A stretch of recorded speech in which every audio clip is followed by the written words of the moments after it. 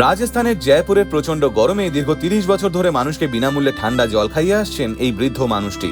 হ্যাঁ, জয়পুরের ৪৪-৪৫ degree centigrade তাপমাত্রায় মানুষ যখন ছায়া আর এক গ্লাস ঠান্ডা জলের খোঁজে হন্য হয়ে ঘোরে, তখন হাওয়া মহলের কাছে রাস্তার ধারে বসে পথ চলতি মানুষকে বিনামূল্যে ঠান্ডা জল খাওয়ান ৭৮ বছর বয়সী গোপাল বাবু। আর ঠিক এই কারণেই শহরের মানুষ তাকে ভালোবেসে ডাকেন পিয়াউওয়ালে দাদা নামে। তার নেই কোনো দোকান, নেই কোনো দান বাক্স বা প্রচার, আছে শুধু একটা মাটির কলসি, কয়েকটা গ্লাস আর মুখ ভরা হাসি। প্রতিদিন সকাল ১১টা থেকে সন্ধ্যা ৭টা পর্যন্ত তিনি রাস্তায় বসে থাকেন।